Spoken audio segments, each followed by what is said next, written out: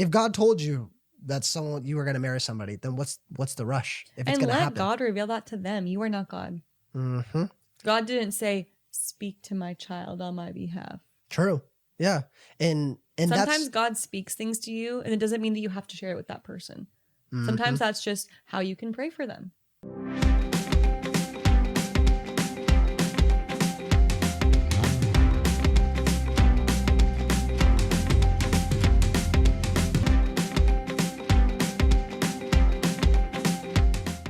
Hello, hello. Welcome to It Takes Two podcast. Episode number 3. Number 3. We're so glad to be here. We're glad that you decided to join us today. We just want to thank all of you guys who have been watching with us, who've been interacting with us. It's been really cool to see how this has really come to pass. It has. And we are in week 3 now. And the first 2 episodes have been great. And we've gotten some great feedback from you guys. And so it's just, I don't know, we're having fun. I think that was the goal of this whole podcast, is that we would have fun, and we're enjoying the conversations, and I hope that you guys are as well. So we're excited for this episode. We're going to be talking about boundaries. But before we get started, like you said, we've had some good feedback. And so we've said before, if you haven't already, make sure that you're following, subscribing, liking, commenting, leaving 5-star reviews. Only 5-star reviews. If you're not going to leave a 5-star review, then don't review, because you're going to bring our average down. Oh my gosh. Well, we had a couple reviews that came through this week. We wanted to read them because I thought that they were really cool. So the first one says, "Thank you. I used to attend Motion." Oh my goodness. Thank you. Used to attend Motion Church before I moved states. Always appreciated Spencer's sermons and his other podcasts, so I am thrilled he and his wife are now doing a podcast together. Thank you very much. I am 1.5 years newly married, so I appreciate their wisdom and the biblical foundation they lead their lives and marriage by. Can't wait to hear more to apply to myself and my marriage. Thank you for this podcast. We are blessed, and you are making a difference. What? That's like an essay. That's like a college essay review. I love that. We welcome that. Who is that? I don't see the name. Username. Yeah, it doesn't. Faith X.M. Thank you, Faith X.M. Thank you, Faith X.M. Either your username or a very odd full name. Or full of faith. You know, it could be either full one. of faith. Is it? And then what's the second one? The second one, don't ask me to say the name. I can't. They said, can't wait to hear more. Love this, especially for my husband and I, since we are younger. I feel like we can relate maybe more to you both. Hopeful to hear some wisdom and more knowledge we can use in our marriage. That's great. And the way that you do this is, if you're on Apple or Spotify, you just scroll down and you can leave 5 stars and you can write an actual review. And, you know, obviously we want it because we want this to reach as many people as possible. And I think that everybody knows that there's a bunch of garbage advice out there for couples and relationships and stuff that people should not be listening to. And we hope that this is great biblical, sound advice that will help marriages in the long run. So if you want to help us in doing that, then we just invite you to leave a review for us. Only 5 stars though. That's the criteria. Thank you guys so much though. I think that was really encouraging. So we appreciate it. We do. And so, we like to start off podcast episodes. I say like as if we've done this all the time. We're on episode number 3, but we've been liking doing segments. So last week we did a segment, and it was what was Take or Fake, and we did Q&As. And we did the Q&As, And then so we're deciding to mix it up. We're trying to figure out what different segments we want to do. And so this week we decided to start a new segment, which we kind of previewed a little bit on our social media. We did? Yeah. Like, I have an idea for a new segment. Oh, yes. And so the new segment that we are doing is we are doing an It Takes Two draft. A draft? Now, if you are like excited. my wife, maybe you didn't know what a draft was before because you don't watch a lot of sports. I'm in a fantasy draft, and I will have you know, I won his family's fantasy draft last year, and I am in the runnings to win it again this year. Yeah, no, I know, but before you didn't really know. Actually did a draft for Bachelor, so. Okay. Well, I apologize. I guess I was wrong. Thank you for putting me down just because I'm a woman. That is so not what that was. But What a draft is, for anybody that may not know, may not watch sports, no, not pointing any fingers to any females out there, but I'm just saying generally males watch a lot of sports. So a draft is basically we'll pick a category and we each have 5 picks and it goes round by round and it'll be a snake draft. Yeah. So that means that whoever goes first, then the other person goes second, and then that same person gets the next draft. So we pick our top 5 options, and you can't pick the same. And so we are going to go through and do that together. So our topic this week, our draft, our It Takes Two draft this week is celebrity couples. So our top 5 celebrity couples. Now, we didn't even say what the criteria for this was. So we're doing current couples. Current couples. I think if you do couples in the past, you can kind of get in the weeds of like, but they were iconic. Like, no, who is a couple right now? Yep. And who are your top favorite celebrity couples? Favorite celebrity couples. It's easy because everyone knows who we're talking about. Yes. So, okay. So we each have 5 picks and we're going to go through and we can kind of talk about it a little bit, each draft pick, but I think some of ours might overlap. Some might overlap. Oh my gosh, I'm so nervous. Okay, who goes first? You go, ladies first. Go first. Ladies first. Since I apparently put you down with the whole draft thing, I'll let you go first on this. Okay. So number 1 overall celebrity couple pick. Who are you picking? Okay, my top pick. It makes me a little nervous because I try to do a little bit of research, but I feel like my top pick is going to be Ryan Reynolds and Blake Lively. I knew you were going to pick them. I really like them. I feel like they are so cute, first of all. And you can just tell that like they just have a good relationship. They're really playful. They joke a lot. Mm-hmm. And I think they're really cute. Yeah, as far as obviously, guys, we're not going to be all weird and, well, you don't know what's behind the scenes. We're just talking about what we see, and yeah. And they were on mine. So now I have to oh my God. Man. Oh my gosh. Okay, I'm going to put them in bold on my list because I won. Okay, so the number 1 overall, man, Ryan Reynolds and Blake Lively. That's a good one. Okay. Second overall pick. Okay. I'm going to go with David and Victoria Beckham.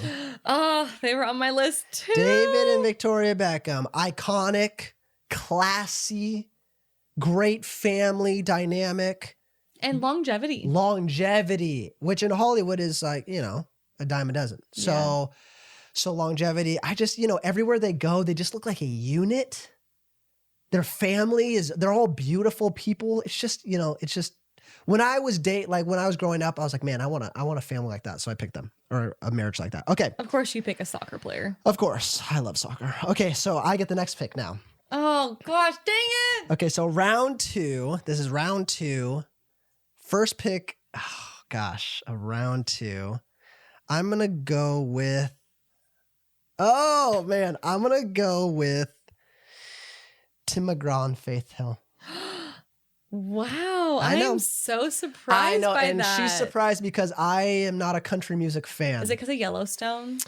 Part of it is Yellowstone. Like Part that's of what put them on the map for you? Yeah. I think that put them on the map for me. But also, I appreciate their values. Again, longevity. They're, in the same solid couple, same category. I just think that they're super solid. So I'm gonna go with them for my second pick.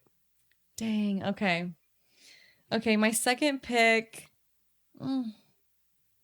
I'm toying between a few really good ones, but man, this is like a lot of pressure. It is. Don't pick wrong.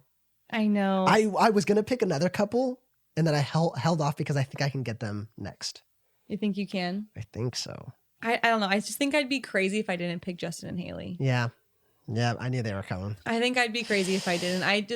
If you're telling me you're not a fan of Justin Haley, you're a Selena Gomez fan, and then I'm not going to listen to you. But if you don't pick them and you're a fan of them, I just feel like I know something's got to be wrong. That's a solid second round pick there. Yeah, like the Halloween costumes of them this year of like her dressing like fabulous for her road shoot and then him looking like a crumb bum.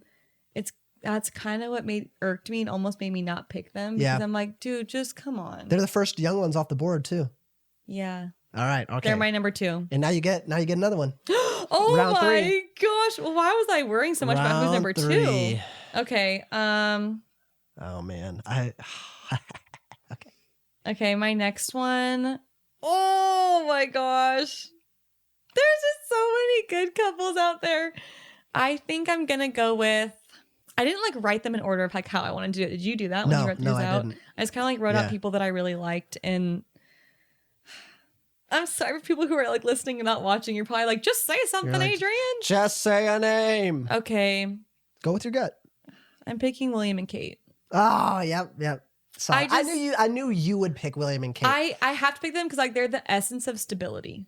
I mean, yeah, that's true. I had them as they're like a royal couple. They are royalty, actual royalty. Yeah, and I mean, like they were together like what in college. And I don't know any together. of the history of them, but I am a huge fan of The Crown. You are, which makes me feel like I know everything about the royal family. But yeah, that's got to be my number 3 pick. All right, number 3. Okay, I'm so now I get curious on who you're gonna pick. I get 4 and 5 next. Okay, my next third round, I'm going John Krasinski and Emily Blunt. Oh, it wasn't on my list actually. Really? John Krasinski and Emily Blunt, baby. Okay. They're just, I mean, I love John Krasinski. Yeah, that is a good couple. They're solid. And Emily Blunt, I've loved every single movie she's in. Like, they're really supportive of each other. They are really very supportive of each other. In any interview I've seen, it's always, I just get them. Yeah. Ooh, this is such a fun segment. I like this. Okay, and then I get to go again. So now we're on round 4. Yeah. Okay, so I only get 2 more. Yeah. Oh, I only get 2 more. Okay. Yeah. I'm going to go with, I feel like I have to. I'm going to go with Tom Holland and Zendaya. I knew you'd pick them. I knew you would. But I was like, I don't want them. I don't want them. They're so great, though. I just don't see it. I just appreciate them. I appreciate the interviews that they've done. They keep their relationship very private from the world, which I respect. People like that, I'm like mad for myself, but I respect them for being able to do that because like you can tell they're probably healthier because of it. It's hard to think about how hard it is to be a celebrity couple, and I think that they're doing a good job as young people that are recently famous. I think that I'm rooting for them. So they're my 4th. Okay. You can have them, baby. So now you get 2 more.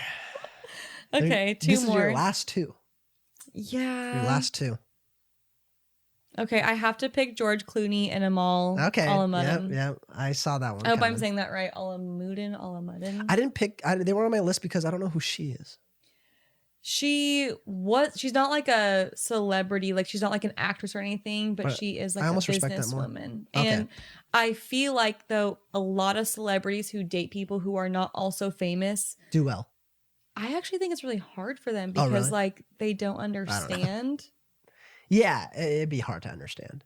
Or I guess you just don't hear about them a lot. But I feel like for them, like they are in the public eye a lot. And I think that they are still really solid. And I just feel like I used to watch like a news channel a lot. And one of the anchors was like obsessed with him. Like he is everything. So I got to put them there because I think that he's just, he's solid. Yep. I'm toying, but I have 3 different couples listed. Maybe we should go off like who didn't get picked at the end, like from your list. Sure. Honorable mentions. I only have a couple honorable mentions. Yeah, I know. All right, last pick. Okay, I'm going to pick Ashton Kutcher and Mila Kunis. Oh, that was my last pick. I just think like it's so cute that they used to know each other. I know. From long time ago. They have a great And like story. they're back together. And it's like, even with like another couple that's just recently gotten back together, like you just feel like they really want to be together if they're going to like go public again. Yep. And I don't know. I think that they're also really sweet, really playful. I really like them. Yep. Man, that was my last pick. Okay. So I'm going to go as my number 5 pick, Chip and Joanna Gaines. Oh, okay. Chip and Joanna Gaines. Yeah, you picked a lot of really good people. Great family. They love each other, have a business together, successful together. They're celebrities. I guess I don't really see them that way, but like they are. I mean, they're celebrities for sure. I know, they are. I'm just saying I didn't really think of that. Okay, and I only have 1 person for my honorable mention now. 1 couple. And it's going to blow your mind. Okay, I have 2 for honorable mentions. I guarantee you're going to be like, huh? Okay, I'll go first. Okay. I have Dylan Sprouse and Barbara Palvin. Okay, yeah. That was one of mine. They're just beautiful. Yeah. They're young. They're cute. I feel like they have the same vibe. Yep. And then I picked Kelsey Ballerini and Chase Stokes. Oh, yeah. I just think you can just tell like they're just having so much fun. And I think it's really fun for people to watch. my honorable mention was? What? Kurt Russell and Goldie Hawn. You looked up though, like famous celebrity couples, and like they were on that list. Yeah. And I'm obsessed with them too. I love them. They're great. But yeah, that's a good couple too. That was a fun segment. Ooh. Let us, if you draw, write in the comments or message us on Instagram and let us know what other type of drafts you would like to see. Or did we not name a couple that you think should have been mentioned in our draft? True. I don't think we did, but like I want to see what's out there. Classic draft. Yeah, that's true. If you guys have a favorite couple, let us know who it is also. Celebrity couples. That was fun. That was fun. I really want to do that again. All right, let's do it. We're showing it back. Just kidding. It's really nerve-wracking though. I know. You kind of put your opinions out there and... Yeah, I'm proud of my choices though. Okay, awesome. Well, let's get to what we're going to talk about. We're going to talk about boundaries. I think this came up in our last one and we're like, we should talk about this next time. We're like, no, we really should talk about this next time. Mm-hmm. And so we have a couple different categories that we thought maybe this was relevant to. And so I think you have to start somewhere. So let's talk about dating boundaries. Yeah. So if you're not married yet, but you're in a relationship, what are those boundaries for you? I feel like there's like a few that I will just rattle off to people. Like, you know, my family's rule was you're never hanging out past midnight because nothing good happens after midnight. There's another quote in my head, but... Say it. It's not that bad of a quote. I know exactly what quote you're talking about. Something about... I don't know. I'm going to butcher it, though. I'll say it. I hope this is what you were thinking of, because if not, then... What about the hospital? Yeah, the only things that are open after after midnight are hospitals and legs. Yeah. And you better not be in either one. Now that I said it out loud, it is kind of it's kind of a raunchy quote, but hey, but you're not going to be in either one of those places. So either you're going to be dead or you're going to be in a messy situation. Yeah, I agree. Nothing good happens after midnight in totality. Why be out late? And this is the heart behind boundaries, because I feel like a big argument that maybe people will say or come up with is the idea of, well, I've been out at midnight and nothing bad has happened, or I've been out at 2:00. But when we think about boundaries, we're thinking about how to protect from scenarios and things that might happen. Now, just because you do something and nothing happens doesn't mean it never will. So boundaries are preventative measures. Right. It's to prevent something. It's not, oh, well, now that something has happened, let's put something in place. We don't want to wait till something's too late, or in your dating life, in your married life. The worst time to make boundaries is after something happened. The best time to make boundaries is right now, because it's for protection. So yeah, I agree with that. After midnight. Nothing good happens after midnight. And something, well, I feel like generally like not to be alone one-on-one. Mm-hmm. Because obviously that leaves more room for error. Yes. And even if you're dating, whatever it looks like, short-term, long-term, when we were dating, I'm trying to think of like boundaries that we had. We generally didn't hang out past midnight. No, we didn't. Yeah, that's what I'm trying to... That was like a home rule. You do not hang out after midnight. Yeah, once midnight came, whatever... You left. I left, or yeah, we had to go home after midnight. And then, yeah, we were one-on-one, but not... Like to dinner, but like in general, in public. Of course, you can go to dinner one-on-one together. But aside from that, we really weren't one-on-one a ton.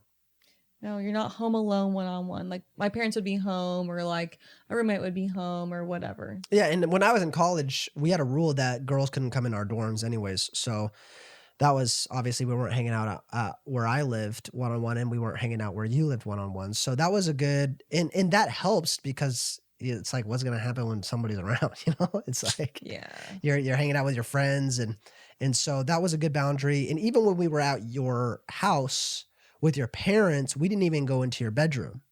No, you're not allowed in my bedroom. We're not allowed into the second floor if I'm on the second floor.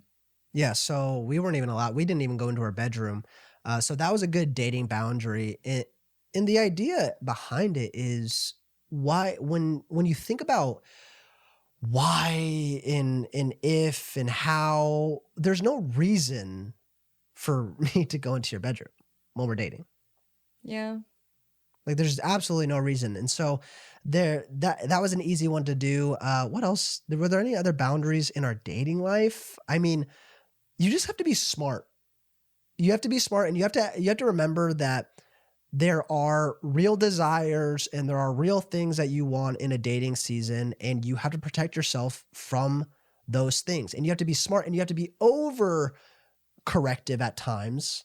And people might call you weird and, oh, well, that's, yeah, well, you can't control yourselves or whatever. But at the end of the day, it's like, kind of like, well, no, you can't trust yourself. You can't trust your flesh on a lot of these matters. Why leave an open door to opportunity to make a mistake or have error when there's no opportunity? Then, you're safeguarding yourself. It's not, I mean, I had this conversation, I think earlier this week, like if you're single, like, okay, I still wouldn't hang out one-on-one with guys because what's that going to say to people who want to pursue you? She hangs out alone with guys. So if you're not going to have boundaries when you're single, if you're not going to have boundaries when you're dating, what makes you think that you're still going to withhold boundaries when you're married? Like it all bleeds into that value of, can you hold boundaries? If you can't do it when you're single or dating, you're not going to do it when you're married. That's true. So how you start is likely how you'll finish. Yep. And so you need to hold on to those boundaries, because at the end of the day, nobody is beyond messing up. Yeah. Nobody is beyond screwing up. Nobody is beyond getting past boundaries and, messing up and doing things that you don't want to do, right? I mean, in Romans, Paul says it clearly. He says, I do things that I don't want to do, and I don't do the things that I know I should do. And that's just human nature. So if we're honest with ourselves, especially in a dating season, it's be on the weird side with boundaries. Yeah. In my opinion, it's there's so much to protect from. And also, like, we got to be honest, if you're dating, if you're not married yet, then that's not your person yet. Yeah. So a lot of it is, well, but I know that no, you don't know. There's so many people that I've talked to dating. Oh yeah, we're going to get married. Well, you don't know that, because a lot can happen, and people can mess up the day before a wedding. People can mess up in the engagement season. So much can happen. So the lie that people believe is, well, I don't know, because I think that we are going to get married, and I know, and he said that he's going to propose to me and we're going to get married, and they call each other hubby and wifey before marriage. Was the weirdest thing in the world. But you don't know until that ring is on the finger and you make those vows in front of everybody. Then that's your person. Until then, you don't know if you're going to marry that person. So you have to protect yourself on the possibility, what if we break up? And if I don't hold those boundaries, then I've done all these things with this guy that I'll never talk to again, or this girl I'll never talk to again. Or what happens when you do that before you get married, and then you get married and it's like, then they're not able to control their sexual desires in that whole category. So like, if you weren't able to control that when you're dating, why do you think that when you get married, all of a sudden, like, they're going to be able to hold themselves to whatever boundaries you've set? Like, You're just setting a precedence of, not having to hold yourself to a certain standard because it's just too hard.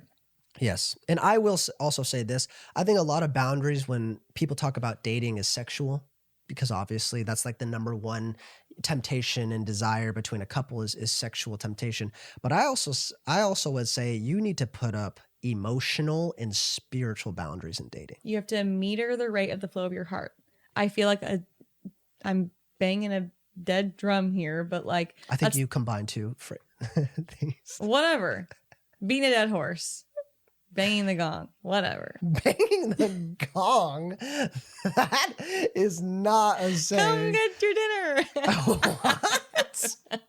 Banging, guys, I'm just, banging the gong here. But from serious to what? What the heck? No, I'm just saying, like, you have to meter the rate of the flow of your heart.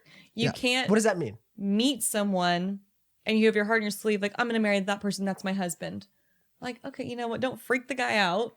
That is. And don't tell someone, God told me I'm going to marry you. Like, keep that to yourself.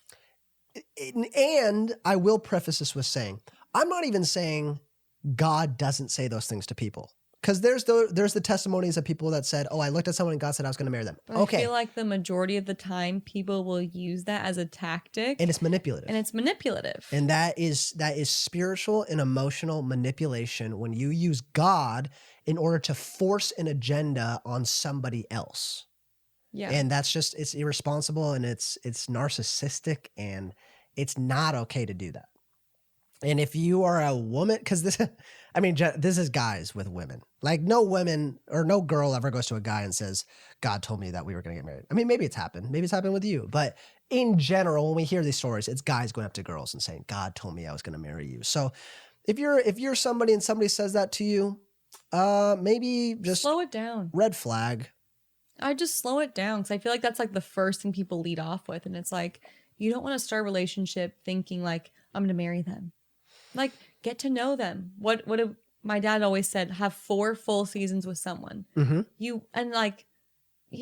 Everyone can say they got married in different timelines, and that's great as an outlier. But as a general rule of thumb, you want to get to know someone holistically. How do they deal with grief? If they're in a situation that has them hard pressed, how do they deal with that? What do they turn to? Do they have vices that they go to in stressful situations that you've never seen before because you haven't known them long enough? Yeah. How do they interact with their family? How do they interact with people that are important to you? I think like you have to get to know someone for 4 full seasons. You really have to be invested into what their daily life looks like through different events and what they go through. Yeah, because somebody can hide crazy for a while. You can. But you can't hide crazy forever. For a full year. I mean, maybe you can, but it's harder to do that. And so that's why even in our story, I knew I loved Adrienne after a month. I didn't tell her until 6 months. Because it's if you are I'll just speak to men, but if you are the leader of a relationship, it's irresponsible to push something on the other person. Like I knew I loved Adrienne after a month, but in my head I thought, man, this is irresponsible for me to kind of just pour out this feeling and emotion and on her if she's not in the same place as I am. Because I thought how uncomfy. Awkward. Like I love you. Thanks. Yeah, doesn't ever happen to me. Well, actually, you're the only person I ever told that I love. So thank God that's never happened to me. But I'm just saying it's important. That's why I'm talking about emotional and spiritual boundaries, because what you can see so often is people that are so emotionally and spiritually invested after a month, and then they break up. And then people are like, why are you freaking out so much about this? You guys have been dating for like 3 weeks, but to them, it feels like something's been ripped. Because they've already let themselves go there mentally. Yeah. Like what is this? Boundaries. It's the fruit of self-control. Ultimately. And so if you're going to have fruits of the spirit, what's going to show where you're at? Self-control, right? Like emotionally, physically, spiritually. Maybe you don't have to let them all the way in. They haven't earned that trust. Right. You have to build trust with people, and that takes time. And even in friendships, like, oh, I'm getting to know someone and they're really cool, but we're not that close yet. That's okay. That takes time. You have to build a rapport with someone. So when you're dating, it's the same value. Yeah, absolutely. And that's going back to the whole, I don't know why this is in my head, but the whole God told me I was going to marry you. It's like if you know things in your heart, then what's the rush?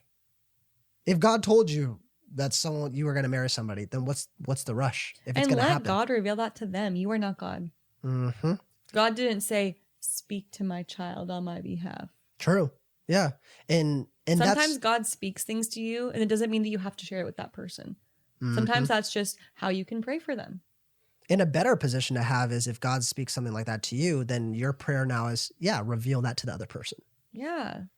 That's a great point. You're not God. You are not God. If you think you are, God help you. Then you need some help. So that's good dating boundaries. I think, put boundaries in place, protect yourself, because ultimately your number one priority is you.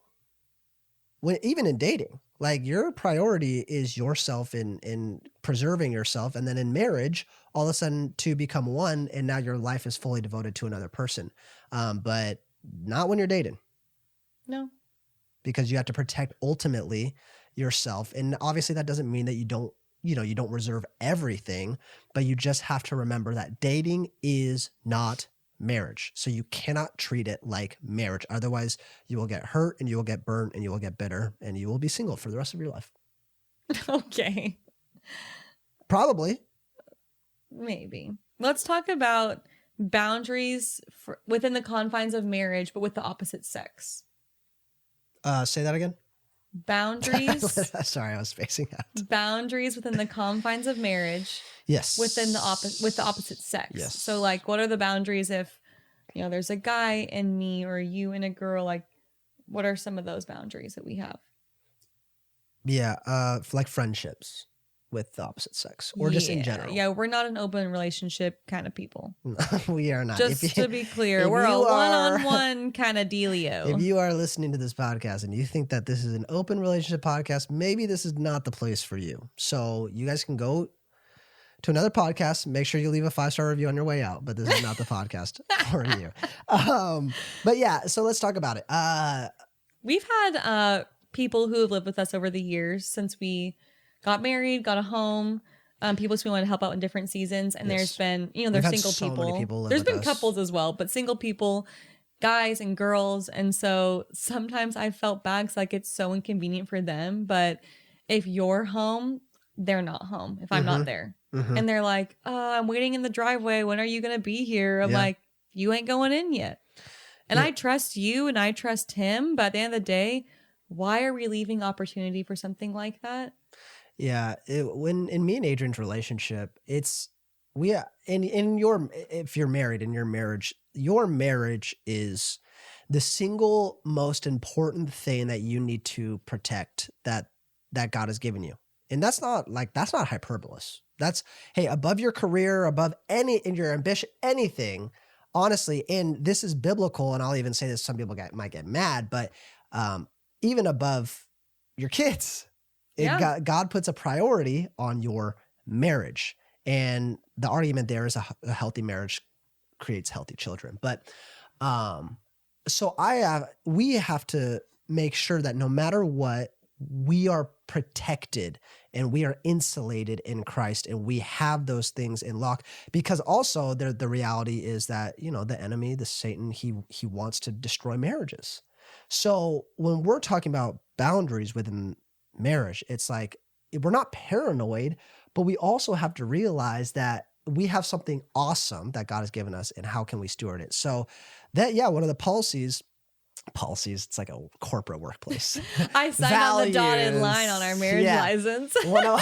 Wrong word. One of our values in marriage. But it's just, we won't really be one-on-one with the opposite sex, like at a house, in a car, even in a work context, like, in the way that I work really by myself a lot of the time. But once the ministry grows, and I'm sure we'll get staff and everything here, but I won't take meetings one-on-one with a female in a closed door, with no accountability, because it's not, and people say, well, that's so weird. What, you don't think that you can trust yourself? And listen, I think I can totally. But tell us how all of those like crazy demises start. Exactly. They start somewhere and it's innocent, and like it has to start somewhere. So if you leave no opportunity for you to have those encounters with people, like you're safeguarding yourself. Yes. And thinking that will never happen is the perfect prideful environment for something like that to happen. Yeah. So with us, we have the humility to say we put this in place to protect ourselves. And also, guys, there are crazy people out in the world. And in my head, this is how I think. I'm like, what if I am by some random thing, some friend is like, oh, can I come over and grab something? Sure, whatever. But then all of a sudden, if they go off and they say something, oh, Spencer kissed me, and I'm like, what? No, I didn't. But now who are people going to believe? Yeah. And same with you. It's like if, and this is a different regard, but like if you were with a guy one-on-one and he tried to pull a move on you and you rejected him. And now he goes like, oh, Adrienne, you just have to protect yourself because people are crazy. People are crazy. We're imperfect people. Yeah. And the Bible says that the enemy comes to steal, kill, and destroy. He's like a lion trying to devour you. He is looking for ways to find weakness in your armor. So if you leave open opportunities, like he's going to use that. Mm-hmm. And so that's one of the values that we have is, we're not really one-on-one with anybody. And will that lead to some awkward like encounters? Yeah. There's been a couple times where it's awkward, where it's like, oh, I can't, and I'm not weird about it. Like, I don't treat every single girl in the world like a Jezebel spirit. Like, get away from me. Don't ever talk to me. I'm not weird like that. And she's not either. But it comes from some awkward conversations. Like, oh, you want to hop in the car? We'll ride. Oh, no, I'll ride with somebody else. Or you like the driveway. Like we've had like 8,000 people live with us. Yeah, it's been a lot. I'd say maybe like 15. 50. Yeah. Actually, realistically, probably 15. And yeah, it's like, oh, Spencer, I'm at home. I'm in the driveway. Because we would like share locations, like you and me, and then whoever lived with us. Yeah. So they could see like, oh, Adrienne's not home, but Spencer is. I can't go inside. And they'd be like, I gotta get up for work the next day. And I'm like, sorry. Yeah.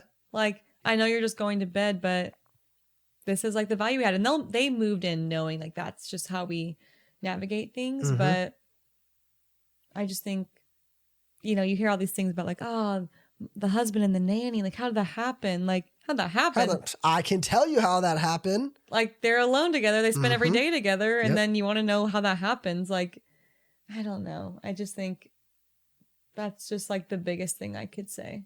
Absolutely. And so that's a really big one for us in terms of the opposite sex. And another boundary that it's kind of harder to put this into words, but I don't have friends that are girls that aren't couple friends or friends with Adrienne.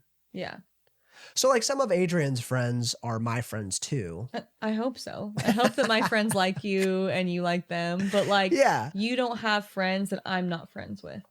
Exactly. And also even like Adrienne's friends that I'm friends with, it's not like I don't ever text, hey, what's up? Right. And this sounds so obvious to me, like, duh, but it's not a normal thing in this world. It really isn't. Normal. It's not normal. And my stance on it is any type of friendship that I could get from a girl, like, and I don't obviously want romantic, and I can get from a guy.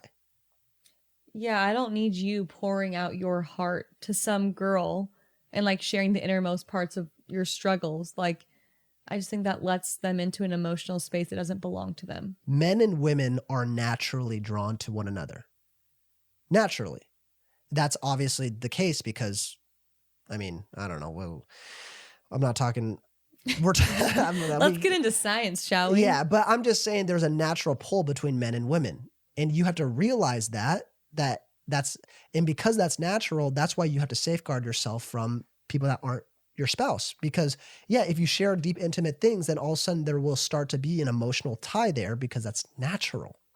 And you don't want that, obviously. So you have to steer clear of that. So I don't really. A lot of physical affairs do start emotional. Exactly. As well. So like, no, I'm not hanging out with guys. I'm not texting them. I'm not like telling them my innermost thoughts and feelings. That's just a boundary that we have. Like, again, with dating, it's emotional and it's spiritual and it's physical. It's all of those encompassed together. Mm-hmm. And I'll just speak to the ladies listening to this, the girls, is that, even you might have somebody in your life that is a guy friend that's not your husband or your boyfriend. And they're like a brother to me. Yeah, I was about to say that. They might say, oh, they're like a brother to me. But I promise you, if you ever tried to kiss them or you broke up with so-and-so and you made a move with them, they'd accept it. They'd let you. And that's the reality of it. Any guy that's there emotionally for a girl without the romantic feelings is just waiting for something to happen so they can swoop in. And you can call me crazy and you can call them whatever, but I'm a guy. And I know that growing up, when I was in junior high school, anytime I was like emotionally invested in a girl, it's because I wanted to date her. Because if I didn't, I would just go get that friendship from a dude who knows me better and understands me better anyways. So it's just, you have to have extreme boundaries in that regard. And like talking about like texting, you know, like we had someone who was like, hey, texting you as in a group chat because boundaries. Yeah, I was yeah, like, yeah. oh, I love you for saying that because, yeah, she's like, hey, I want you to come play soccer, but I'm texting Adrienne because, you know, I want her to know that it's okay. And I'm like, yeah, it's great. It's a group of people and I know you, I know them. I'm actually going to come. It's going to be great. Yeah. And I would say like sometimes with texting, it's, you know, I have girls or that I work with or something that text me like, hey, are you going to be at the office? Blah, blah, blah. That's not what I'm talking about here. Like a one-off text is fine. Like that though. Like that with the purpose. If you're texting somebody with a purpose because you actually need something, then that's different. But I'm talking about conversationally, then I don't talk to any women. Like, hey, how's your day going? Tell me what's new with you. Yeah, what are we talking about here? No. Well, even social media. Ask my wife. Social media wise. Oh, yeah. We'll get into that. Social media wise, though, like you said that we have a lot of people who do follow you on Instagram. And so people will message you and say, hey, I want advice on this. What can you say? You know, what you've said before is like, you know what? Thanks for reaching out. Yeah. Here's someone that I really admire. She's a female influencer. Reach out to her. I know she'll give you really good advice. Like I don't DM girls. No, I don't. Because I don't want to end up like all these there's so many pastors, so many leaders that just get sucked into. It starts with the like. It starts with the follow. It starts with the DMs, the comments, like the things that just grow into something that's a fixation on something that's not real. But then when does that become not enough? Mm-hmm. And we and you have to have the humility to sit down and honestly tell yourself that could be me. If I don't make any boundaries, it could be me. Because honestly, it could be me and it could be Adrienne. And I love Adrienne with my entire heart, like everything within me. I love Adrienne.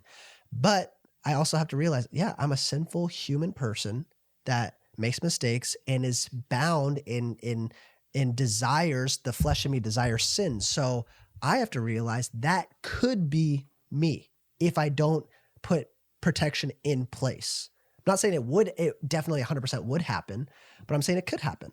And that's the reality of it. Like we ain't liking thirst traps on Instagram because that's also public. So when people see like, people be wild, hey, Spencer, Instagram. Adrienne, like this shirtless photo of this dude coming out of the water. Like, isn't that kind of weird? Yeah. Like, does that bother you? And maybe it doesn't bother him, but he's like, but like, you know, why? Yeah. Why would you? Yeah. Why? Like, Adrienne, you don't need to like this shirtless photo of this guy or this underwear you don't model. Need to like this shirtless picture of Orlando Bloom. He's awesome, but you know, not gonna do that. Yeah. So were we just talking about boundaries in general? Yeah, but I was just relationships. moving to social media. Oh, we're moving to social media. Like we talked about marital relationships, like the boundaries with other people of other sexes. But then I feel like when it comes into social media, it's kind of the same thing. Yeah, absolutely. And yeah, I mean, there's people that I don't follow that, you know, we're friends, but I don't know, maybe they post things that I'm like, I don't want somebody to see that I'm not even liking the photo, but it's just if somebody sees that I follow this person. Like, oh, and they post a lot of things where maybe they're like bikini photos or whatever. Maybe eyebrows would raise. So I'm like, oh, I won't follow them. And like, just why even welcome the drama? Why welcome the drama? And that's not the purpose of social media for me anyways. So I steer clear of that as well. And by the way, like I'm saying all these things, never even having an issue in them in that regard, but I think I don't have an issue because of these boundaries. Yeah, I feel like people will come to me a lot and say, oh, Adrienne, I'm feeling this way. I'm having burnout, or you know, I had a breakdown, or I had, you know, how do I fix it once that's happened? I'm like, well, you got to go back to before. Like, why are you here? You're here because you don't have boundaries. And what's making you get there? How do we put guardrails in place so Yeah. that you don't get to that point? Like, yes, I can help you now that you've had that situation and that was really difficult for you, but it's so preventable. Yes. And the amount of times I've heard, it's, oh, well, if they, it's not a big deal that I like this photo or whatever the excuse is. I'm just saying, especially guys, like, obviously I know more about guys than girls, but if you're a guy and your wife says, hey, don't follow this person, don't just unfollow them. Yeah. And why the fact that you are willing to have an argument about it is so bizarre to me. Hey, I don't feel comfortable. Well, that just shows that you have an attachment that's unhealthy because you aren't willing to let it go. Hey, I'm uncomfortable with you following this girl. Got it. Unfollow. If Adrienne ever came to me and said, hey, you're following this girl, I don't like that. Can you unfollow her? Yeah. Like, because here's the thing. It's like, think about how weird it is to defend me following and looking at pictures of another girl that my wife is uncomfortable with. But that's the idea. It's like, well, I don't know. Well, here's the thing. You should just trust me. Well, why doesn't she? Right? Facts. Well, my wife should just trust me. Well, obviously she doesn't. And obviously there's a reason for that. So, and you need to earn that trust. So if you're not willing to lay things down and sacrifice them for the sake of, what they're comfortable with, that raises a yellow flag for me and like how I can trust you. Mm-hmm. And some boundaries of social media is maybe you just need to delete it. That sometimes it's just so much friction in a relationship that maybe you should just delete it. But in terms of, our boundaries with social media, yeah, it is. I don't message women really ever, especially like conversationally. If I get questions, I direct them. I don't follow, but I don't follow weird accounts, or if Adrienne's ever uncomfortable, I unfollow. Well, that's never. There have been people though where I'm like, not that this was an issue or anything, but like, hey, this person gives me a funny feeling. I don't want you interacting with them. Oh yeah, we're talking about in real life. In person, there's been about like 3 or 4 people I felt that way about, and every time that spider tingle? Peter Tingle? Peter Tingle. Every time that discernment has proved true. Yeah, Adrienne is a very discerning person. So I've learned to trust it. But, also I don't need the case studies. Again, it's just the thing of if Adrienne comes... And there's a difference, though, between being controlling and like correcting, right? So like I'm not every day like telling you all these things that you can and cannot do. This girl liked your photo. Unfollow her right now. This isn't like a daily thing that I'm telling you what to do. It's like, yes, ma'am, yes, sir. Like I will not do that. Like there's a difference. Like it's conversational. We have an equal trust, an equal like respect for one another. So when I say something bothers me, you respect that. Mm-hmm. When you say that something, makes you feel uncomfortable, I respect that. There's been times when you've corrected me and I'm like, oh, okay, I don't really agree, but at the end of the day, this isn't like a daily issue where you're like, you can't do this. Yeah. There's a difference between being controlling and being correcting. Of course. Wake up in the morning. All right, what are your 5 people that I can't talk to today or I have to unfollow? It's not like that. Yeah. But again, every time Adrienne's come up to me and said, hey, I got a weird feeling about this person, don't talk to them. I was like, okay. Yeah. Because it goes back to the boundaries of I don't need female friendships in my life. I got my best friends that are dudes, and those are my friends. So I don't feel the need to interact with, But and it's not like Adrienne's coming up to me and saying, hey, your boss at work, don't ever talk to her again. It's like, okay. No, we're just talking about feelings of discernment of, hey, this person just, not feeling good about them. Don't go out of your way to talk to them and, just be mindful. And I say, okay, because I've learned to trust her in those things. And I think you as a woman can discern those things better than I can. Well, you can say like, oh, this guy, I've got a weird feeling about this guy, tool. Because you know how guys act. I know how girls act. So I'm like, these girls, I'm like, I don't know. There's something about them. Hussies. Yeah. Yeah. And bless them, just don't come near my husband. But and that's another thing too is you're not paranoid in marriage. Obviously, you're not overly paranoid. But at the same time, you have to realize that there are people out there that would be totally fine wrecking your marriage. I had a girl that DM'd me and was like, hey, is this guy separated from his wife? Do you know? And I was like, well, they're not divorced. Maybe they're going through a rough patch, but that's not the same thing to me. And she goes, well, at least they're separated. That's all I need. And I was like, that's not okay. So, and that actually led to more destruction in that relationship. But like people like that who are like, well, I don't care. I just want to know at least they're separated. That's all I care about. I'm like, I even told her like, that's not okay. She's like, well, it is to me. I'm like, people like that. They really just don't care. Totally content with ruining marriages because they're self-seeking and many of them maybe don't love the Lord and they're just out for themselves. So you have to protect yourself against that. And with all these boundary talk, if you saw me and Adrienne interact in public, it's like not like we're super weird. We look and act normal. It's just these are reserved boundaries that we talk about so that in the moment, it's like, for instance, if this one person that Adrienne is, hey, I wouldn't want you interacting with them. Okay, fine. If I'm talking in a group and she comes up, I don't just, oh, guys, I got to go and run off. Like I'm not being weird about it, but I'm just mindful. I see, okay, I end the conversation in the most comfortable way possible. And then I just walk away. So you can be normal in it. That's what I'm trying to say. You don't be a crazy lunatic Christian that like makes everybody around you uncomfortable. You can be, you can be normal in doing all of this. Yeah, that's good. Okay. Well, I feel like that kind of also goes into privacy. So, there's people that like, don't want anyone to get on their phone, their passwords, or their location. And I'm like, why?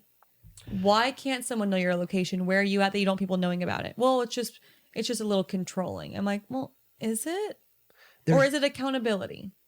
Yeah, exactly. There's no... Something like that for them to know where you are. What are you hiding? Are you doing something that you both have not agreed is okay? There's no reason that your spouse shouldn't have all of your passwords and all the access to your phone and your location. There's no reason. Like I've never heard an argument that I'm like, oh yeah, that makes sense. No, it goes back to the same exact principle. Well, I think our marriage should be built on trust. Well, trust is earned. And when you get married, you have chosen to sacrifice and lay down your preferences, your privacy to share your life with someone, your life, not parts of your life, the totality of your life. So don't say like, oh, well, they don't need my phone password because that's personal. Well, what can't your spouse know? Your spouse should know everything about you. Everything, and we always joke because Adrienne's a very curious individual. I'm very nosy. So I'm so nosy. My parents would say that I'd be in the back of the car and they'd be having a conversation in the front. I'm in the third row. Who? They're like, is there an owl back there? What do you want? I'm like, I can't hear you from back here. Speak up. Like, it's not meant for you to know. Or we'll be at family dinner and somebody will be at the table talking and Adrienne will be on the couch and she'll be like, what are you guys talking about? And, they ignore Adrienne. Someone's sitting next to me in service and they're texting and I'm like this. Yeah, this actually does happen. Adrienne's a very, probably to a little bit of a fault, but you know what? What do you have to hide? But yeah, I mean, to all that to say, I'll be like, hey, by the way, me and my buddy are gonna go hang out, and she's like, yeah, Friday at 6. I'm like, what? Just a little bit of light reading on my end. I didn't tell you that, and she's like, oh yeah, no, I saw your guys' messages. So like, I mean, but here's the thing, it's like it's funny. Adrienne will literally go through my phone and I wonder what's going on with Spencer's life, and looking at messages, but she has access to do all that because there's never a message that there's no possible, like, she can't know that. It's just an obvious concept of obviously every conversation I have, I'm fine with Adrienne knowing about every place I go. Which is also why we don't have Snapchat. Also why we don't have Snapchat. Because it erases all evidence. Yeah. What's the point? There's other platforms out there that are just as fun and friendly. Yeah, exactly. So I'm just saying, in a marriage, if a dude or a girl won't let you have their location or won't let you have their phone password, that is the biggest red flag I think I could ever think of. It's such an obvious red flag. And I've never heard an argument that can justify it to where I'm like, oh yeah, that makes sense. It doesn't make sense. Why you should never hide any conversations, and you should never hide your location. Why should you have anything to hide from someone that you're sharing your life with? Yeah, exactly. Yeah. I think there's a couple other points that I wanted to talk about in regards to boundaries. For people maybe with movies and shows or alcohol, like entertainment, they're socializing, you know, what are boundaries we could say for people to make sure that they're making best decisions? Yeah, entertainment, alcohol, etc. boundaries. I think everybody's going to be a little bit different because everybody has their own, you know, past and history and whatnot with boundaries, at least. But I think you have to ask yourself, what are you comfortable with? And it's all about making a comfortable space for you and your spouse and feeling safe. That's the biggest thing. So, you know, when me and Adrienne were dating, there were shows. There's like shows that I would watch. Yeah. And Adrienne, you know, she literally was like, "Hey, I don't really feel comfortable with you watching that." And I said, you know, actually, I think we did argue about it a bit. Well, it was a conversation. It was obviously it was a conversation, but because I was like, oh, this is kind of getting to be a little bit much. I feel like this isn't like maybe the best for you to watch without me. Yeah, and I said, what? I mean, I fast forwarded through, you know, parts that aren't great, and she's like, no. But then I was like, okay, I won't. And then I didn't watch it at the time. She didn't even watch the show, so I said, okay, well, I won't watch it. And then she eventually watched it and liked it, so we watched it together. But that can be in marriages too, especially with travel and like I'm traveling more now for work in the ministry, and there are some boundaries now that we've already kind of talked about this, but you know, as much as we can, I like to come with you if I can. Yeah, Adrienne will come with me if she can. If she can't, I don't travel alone if I can't stay with somebody where I'm going. Yeah. And if I don't know anybody, like if I'm going to a church or something and I don't know anybody there and I'm going to be in a hotel by myself, I have somebody with me always. And I don't really watch stuff. I mean, I don't really watch a lot of. You watch cartoons. I watch anime, which cartoons is kind of a slap in the face to that, but I know. But yeah, nothing that's gonna have like anything that would be compromising to look at. But some people do have boundaries, some people that we know, and some of those work boundaries is like, hey, I don't want you having over one drink when you're with your coworkers out without me. And that's a fair boundary. And maybe hey, don't watch any rated R movies or whatever movies when we're not together. And those are boundaries that have to be respected based off of where people have come from. And because everybody knows that isolation is the best place for stupid decisions to be made. So how do you eliminate that is you have those types of boundaries. You just don't be alone. And then if you have to be alone, then you take out all that is, you know, necessary and within possibility to be able to protect yourself. I think the biggest takeaway from all of these boundaries is that isolation is dangerous. It's so dangerous. When you have no accountability, when you have no one there to support you, to hold you to the standards that, you know, you have for yourself or you have within your marriage. And I think you guys agree on what those standards are and you hold yourself to them. Mm-hmm. But when you're alone, you have to have more and more boundaries in place so that you protect yourself from the fiery darts of the enemy. Yeah, absolutely. So in all of these boundaries, guys, these have to be a conversation.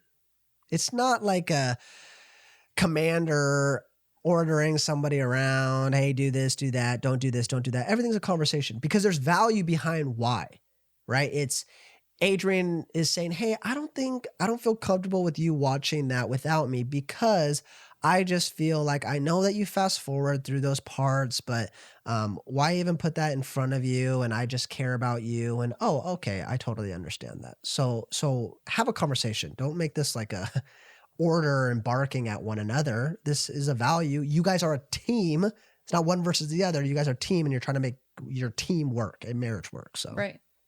Yeah. Well, we got a few questions online. Oh, great. I think that we can answer a few of those. Thank you for the questions, everybody. And we are going to thank you. expose who you are. Just kidding. No, we'll never do that. No, we'll never do that. Let's see.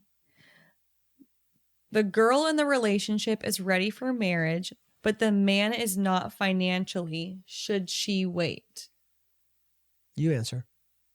Well, I think you're going to be waiting because if he's the pursuer and he's not going to ask you, you will be waiting.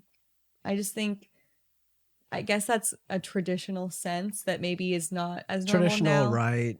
Whatever. Whatever way you want to phrase it. Old-fashioned, but I think that the man is the pursuer. The man is going to ask you to marry him. If he's not ready, he's not ready. If he doesn't feel like he can put a roof over your head, you're like, oh, it doesn't matter. We love each other. Well, it's going to matter when you're homeless. Yeah. It's going to matter. Like, you may be living within different means than you're used to. You guys are probably going to have to live on a super tight budget that either he's not comfortable with or he knows that you're not going to be comfortable with. And you have to trust him that he wants to provide a different life for you. We had a couple friend who she was ready. She wanted to get married. She put, money down on a venue and he wasn't ready. And he didn't ask her in the timeline that she asked him to. And, there's a reason for that. People have things that they need to work through. And I think the more work that you can do on the front end of your relationship, the better off you'll be long term. So if someone says they're not ready, who are you to pressure them because you want to fit into a certain, image or fairy tale that you think is best? I think, you have to trust that person that they know themselves. They know they're not ready. So if they're not ready, then I guess neither are you. Yeah, I think it's also, the question is phrased where it could be taken two ways. If he's not ready financially, like if a man isn't ready to get married and he doesn't want to get married, then the worst possible thing that you could ever do would be pressure him into getting married. Because then all of a sudden you're now taking the position of leader and pursuer, like you're saying, and pressuring a man into marrying you, which, for the most part isn't really going to work out well for you. I think it's different, when we're talking about financially, I think it's different. If you guys are on the same page and you're saying, okay, we don't have a ton of money, but we're going to make it work, and you guys are on the same page with that, then I would say, yeah, absolutely. Like, be confident in that decision and just know what you're getting yourselves into. There's tons of people that get married that have no money and they make it work. And they make it work. Because money isn't everything. But you have to be on the same page of it. See, like financial problems in marriages don't happen because people are just poor. Financial struggles in a marriage happen because people are on the same page.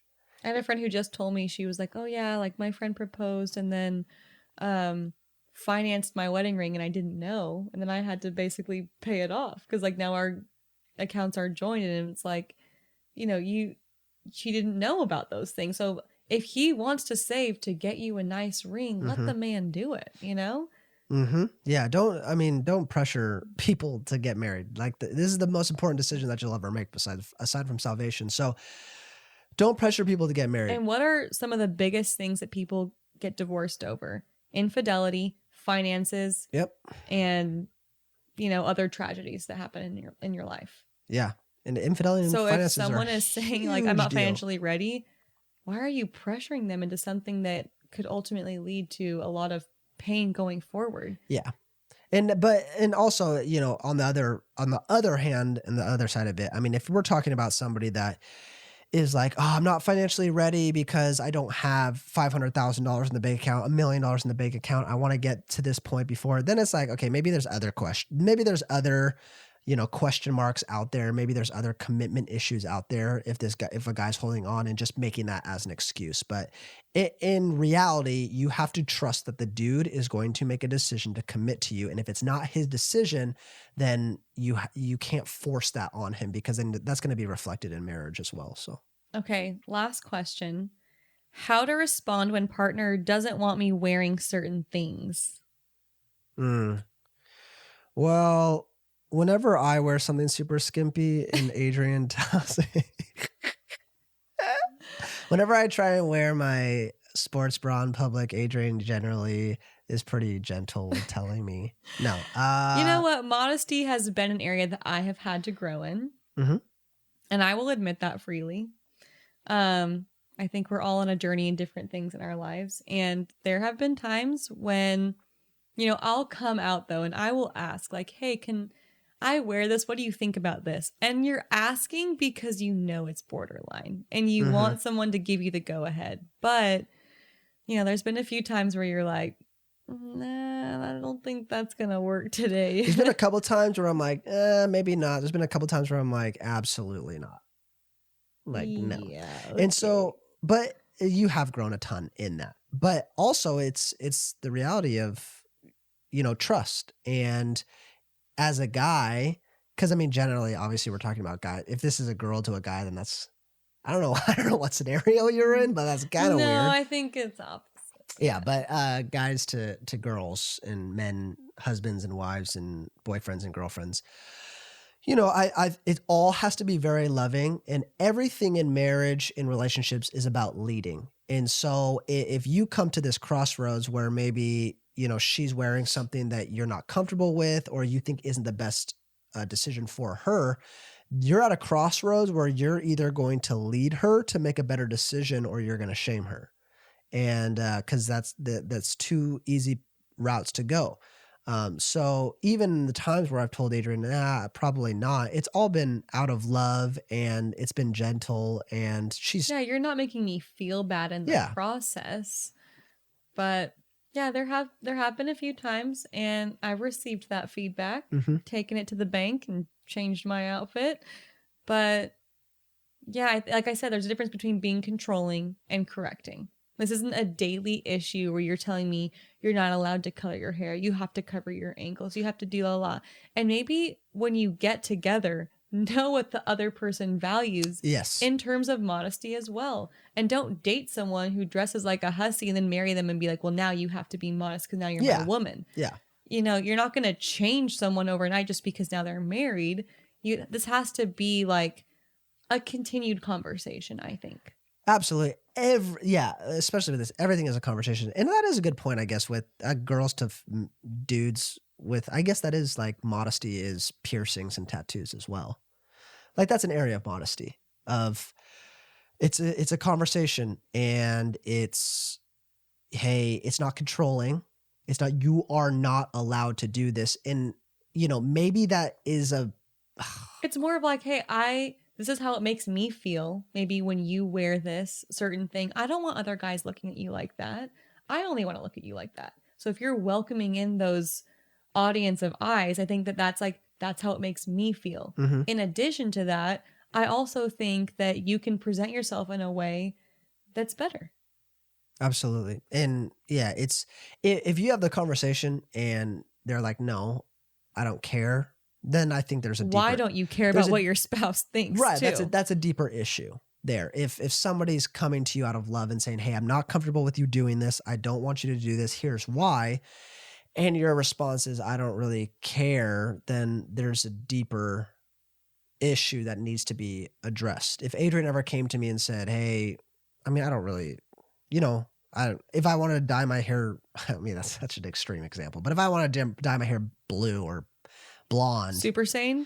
Yeah, Super Saiyan, anime. Good pull. And Adrienne's like, hey, no, please don't do that. I don't think that's a good decision. Of course, it's like the first person that I'm trying to impress aside from the Lord is my wife. And if she has physical preferences, then that's obviously what I want to adhere to most. Who else am I trying to impress in this world?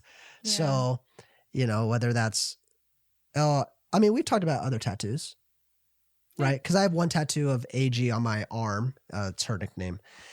And we talked about other tattoos, but I would never get a tattoo like, hey, I'm going to get this. And she's like, ooh, I don't know about that. And I'd be like, well, who cares? And I would go get it because I want her to enjoy the way that I present myself.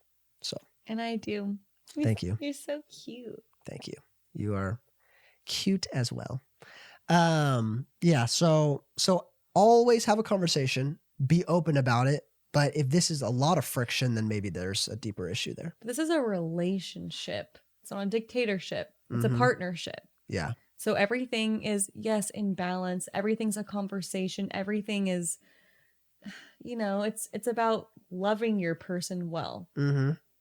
Yeah. It's about support. It's about leading and enjoying the process and enjoying being with one another and putting each other first. So marriage is fun. So make it fun and don't make it harder by not having boundaries. True. Yeah. And that's the hope for you guys, is that these boundaries would help you and help protect. And honestly, when I'm thinking about the boundaries that we've made, we've never really had a crazy issue come up that's jeopardized our marriage. But I think it's because we put these boundaries in place and we stick by them. Like, these are non-negotiable boundaries for us. Oh, yeah. And because we've stuck by them, we have a protected marriage, and it's a very protected marriage. And the idea, I feel like, is, if you're looking at protecting yourself in good and bad and being on one side or the other, why not go as far as you can on the side of good, so that there's Get never protection even software if you have to for your computers. Like, yeah, do the things you have to do just to keep it fun, to keep it safe, to keep it so you don't have to go through those hard seasons. Yeah. And I also would say, if you are in a relationship or a marriage that maybe boundaries were crossed or there's trust issues because of things that have happened in the past, right? You're like, there's a mess up in a specific area. And because of that, you're thinking, man, I just can't trust somebody in this area. The boundaries will have to be even more extreme for a season. Yeah, but you have to say, this is what would make me feel safe. This is what will make me feel comfortable, is having now these types of boundaries, and you put those agreements in place and you stick to it. Absolutely. If you're somebody, then in your, maybe there's somebody that cheated on you, or you guys are processing or working through that. I mean, it's the idea of, okay, well, if for me to feel safe, you won't be on social media. You won't have any, contacts in your phone that have people that I don't know or whatever, and that's not a necessity. Maybe it's like, you better get a flip phone. Yeah. Like, you have to realize that if you want a healthy marriage and there is a fractured trust there, you will have to be more extreme for a season to be able to regain that back. And that's a brutal, grueling process, but you have to go through it if you want something that'll last. And that's great. Yeah. So I hope you enjoyed the episode. I hope that you learned and considered. And again, this is like, hopefully you guys can take some of these values too and put them into practice and have a relationship that you feel like is safe and that can succeed because you have these in place. That's the hope. Yes, because a relationship is so much better and more fun and more fulfilling when you just can take a deep breath and trust your person and know that you're in a safe space with them. So work towards that. And I hope that through our, conversations, stories, you guys have learned something, gained a little perspective on boundaries. I think that we do them well. Maybe we don't have all the answers and we're not perfect, but I think we do boundaries pretty well for our marriage so far. So, thank you guys. If you've made it to the end, again, thank you.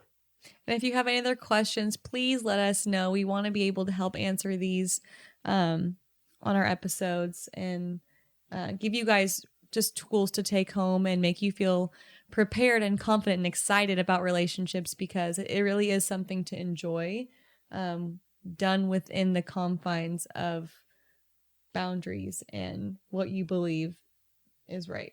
Yeah. So thank you guys. Thank you for listening to the It Takes Two podcast. Make sure to leave a review, to share this podcast with somebody that it might encourage, married or dating or single, because, people can prepare. Single bees. This is for you too. That's right. So thank you guys so much for listening to It Takes Two or watching, and we'll see you on next week's episode. All right. See ya.